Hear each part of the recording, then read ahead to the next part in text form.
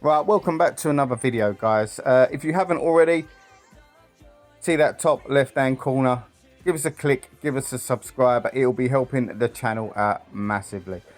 So today we're thinking about the gap in the market in the UK, the gap in the high street for gaming. With game now relegated to a spot in your local Sports Direct, you've got CEX and any potential independent shops. So today let's visit a Smyths Toys and see if they are a decent alternative to your average game shop in the high street.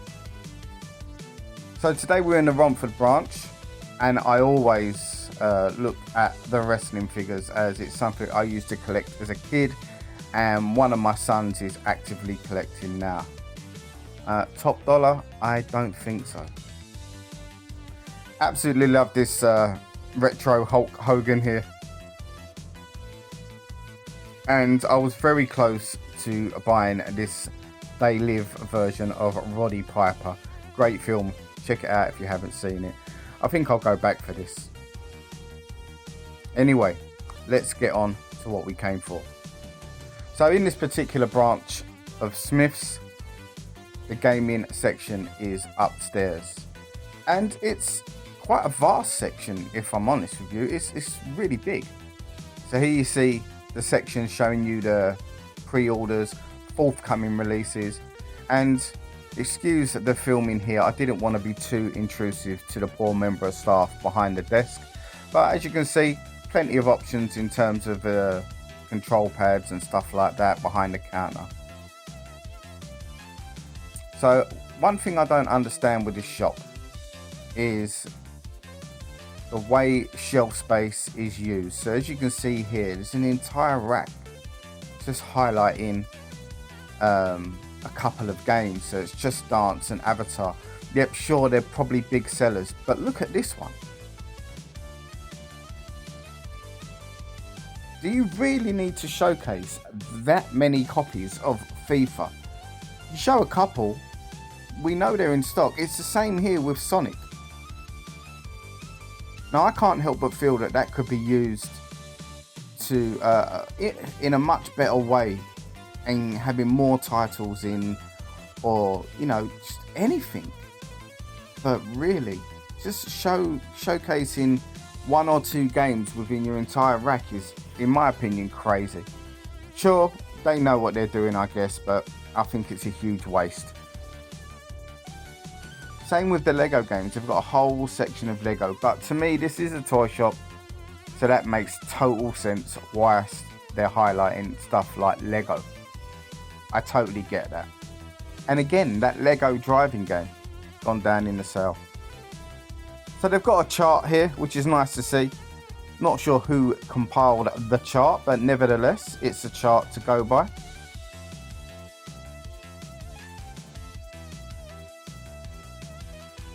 And as you can see here, just to the side, lots of accessories, the sort of thing that a parent gets suckered in for when a kid takes them into a gaming section of a shop.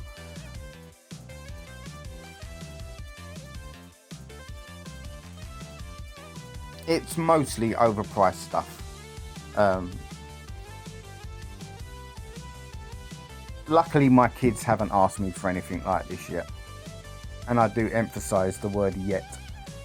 We did have one of those sort of chairs when my son first started playing games 3 or 4 years ago, and he hardly ever used it. He grew too fast, I think. Now I'm not saying it's rough where I live, but Mortal Kombat 2, the joysticks have been stolen. And then back to the Switch section of games. As you can see here, I will say this, Smyths, they have a good selection of games. Now admittedly a hell of a lot of them are kid based, but as I've mentioned before, this is a toy shop. But you do have to be very, very careful in Smyths, as they are very guilty of the download code. So yeah, if you're buying games in Smyths, always check to make sure that you haven't got that little section on the right there. As you can see, that tells you download code only. There's nothing more disappointing I can imagine than getting home to open your game to find a code. There's a game I've never heard here before. Looking at it, it does look quite childlike, so I quickly put that one back.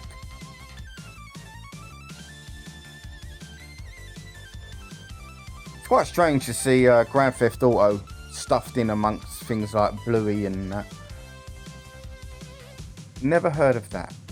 Again, download code, which is why I pretty much put it down straight away. I do like the look of this Illusion Island game. I don't think it's going to come down in price too much more than it already is at £25.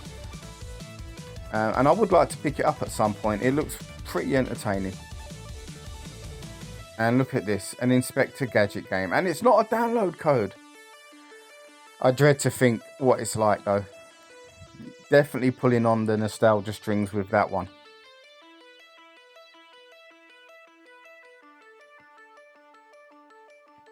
Got the Hello Neighbor series there. It's a series me and my sons plan to get into at some point. I've got it downloaded on the Xbox, ready to go. For some reason, we just haven't got round to playing it.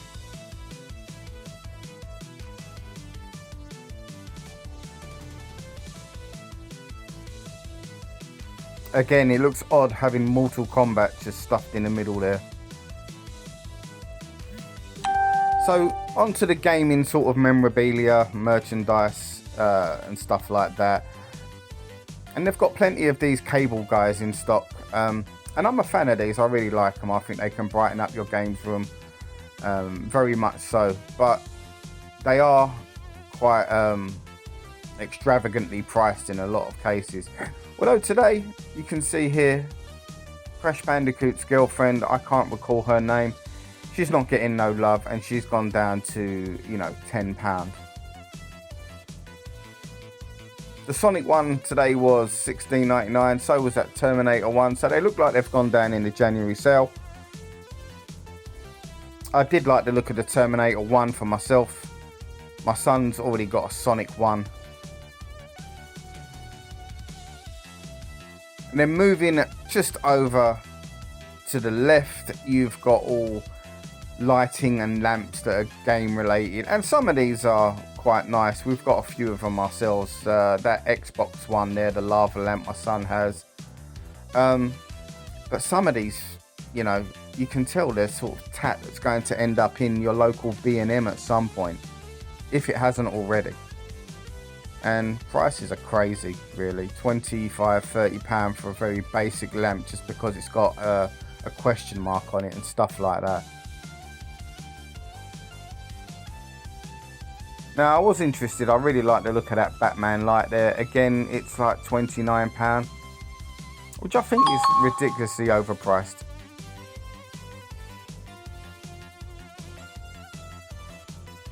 So, back onto the game section, and we're having a look now at the Xbox stuff. Now, this Harry Potter game at £20 looks like a very good bargain.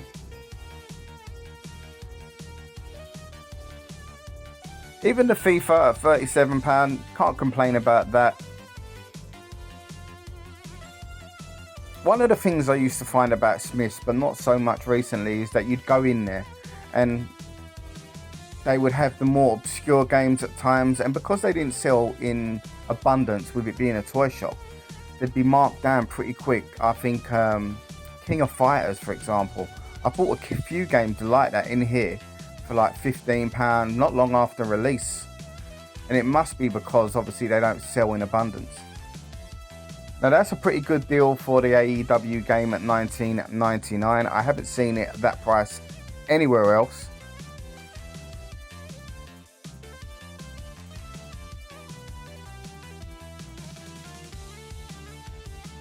Other than that, it's your pretty standard fare in terms of PlayStation 5, 4 and Xbox One games. The more obscure stuff does seem to be filtering itself out as time goes on. As I say, it doesn't look like it's sold, and I've managed to pick up a few bargains that way. So maybe they've clocked it and yeah, they've just thought, let's hit the more popular titles now. So I had to film these. My son collects Gujitsus, and I believe these are part of Roblox. So it's gaming related, but more so because I wanted to show him. So then we move on to the Mario section of toys. And it does seem that the Mario movie merchandise toys section, they're coming down in price. And if you're a collector, probably a good time to get in there and buy stuff like this, because we all know that in years to come, I would imagine sealed stuff like this is going to be worth a pretty penny.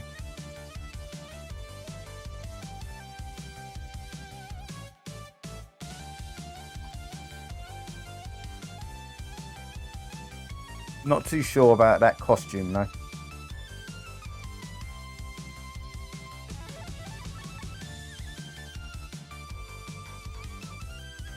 Now I do like the look of the Bowser piano.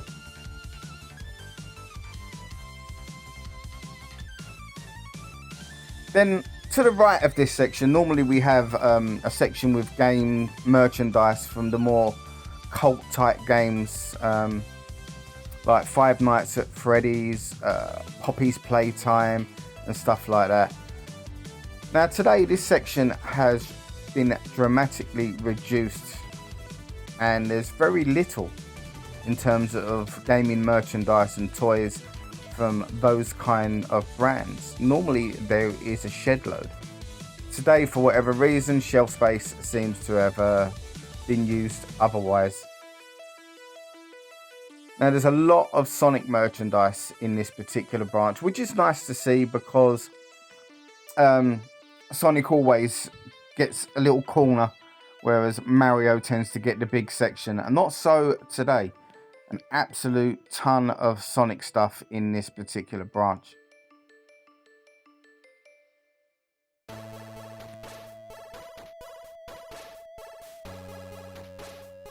As you can see up here, some pretty cool Sonic stuff. Again, not too sure about that costume, but toy-wise, quite impressed. And lastly, on the way out, I saw this and it really did appeal to me, but on closer inspection it looked poor, the quality. Same with this, the sort of thing I tend to buy, in all honesty, but not today. So guys, with the decline of the gaming shop in the high street, if you haven't got an independent game shop, you're only going to have a Sports Direct with a game. Do you have a Smyths in your area? Do you think it's a reasonable alternative to have your average gaming shop? My one's not a bad one, so I'm quite happy with that. In the meantime, guys, take care.